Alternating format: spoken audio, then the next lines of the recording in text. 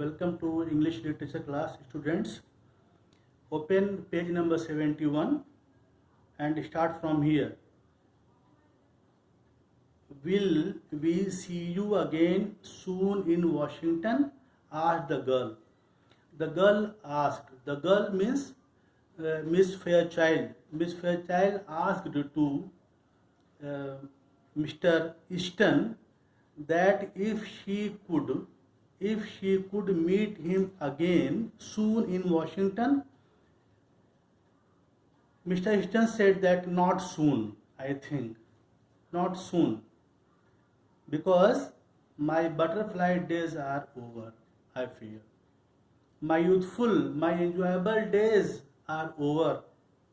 I have become here marshal, so there are so many responsibilities on me.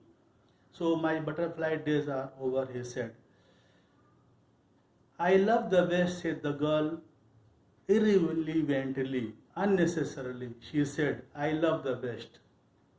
Her eyes were shining softly. She looked away out of the car window.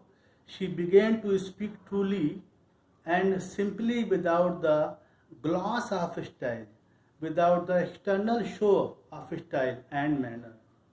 Mama, she said to Mr. Easton that Mama and I spent the summer in Denver. She went home a week ago because father was slightly ill. She said to Mr. Easton, I could live and be happy in the West. I think the air here agrees with me. The air here is suitable for me. Money isn't everything, she said. Money isn't everything. But people always misunderstand things and remain stupid, she said. Say, Mr. Marshall, growled the glum-faced man.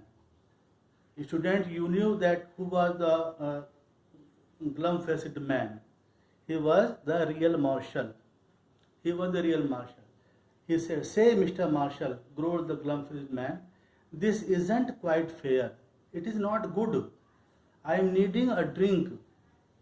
I am needing a drink and haven't had a smoke all day. He said, haven't you talked long enough? You have talked to Miss Fairchild so long, and I am become bored. So at present I need a drink and some smoke. Take me in the smoker car now. Smoker car where they could smoke. Smoker car now, won't you? I am half dead for a pipe. He was very keen. He was very keen interested to have a pipe. The bound travelers. Bound traveler means Mr. Easton and the real marshal rose to their feet. Easton with the same slow smile on his face. Having smile on his face, Mr. Easton and Mr. Marshall left the place. I can't deny a petition for tobacco. I can't deny a request, a prayer for tobacco, he said lightly. It is the one friend of the unfortunate. Goodbye, Miss Fairchild. They bid goodbye to Miss Fairchild and left the place. Duty calls, you know. He said, now it is time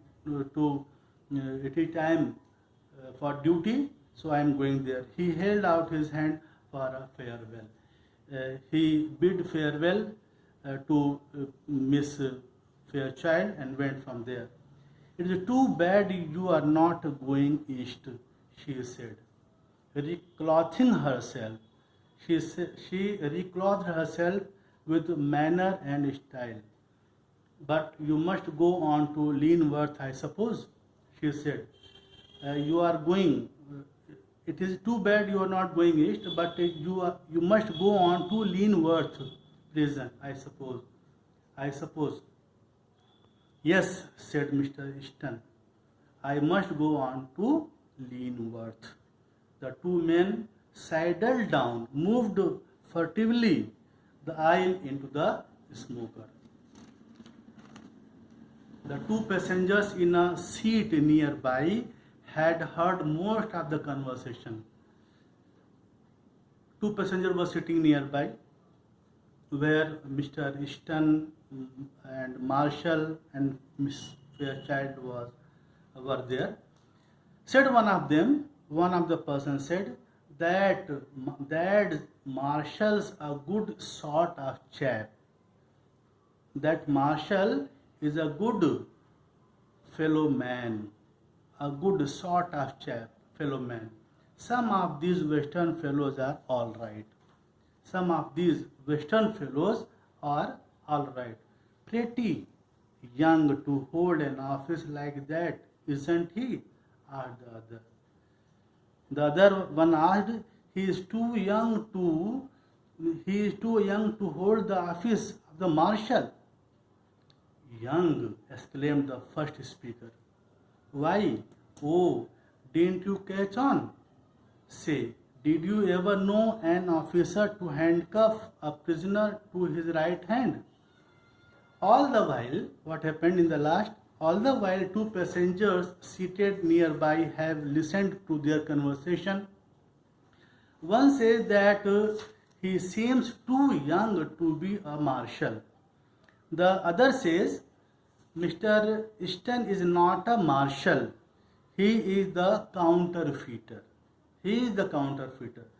Did you ever know an officer to handcuff a prisoner to his right hand?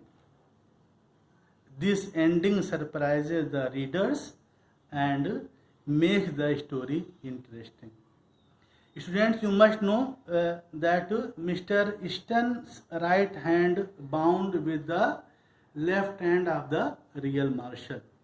This is the end of the story. If you have any problem, please ask me. Thank you so much.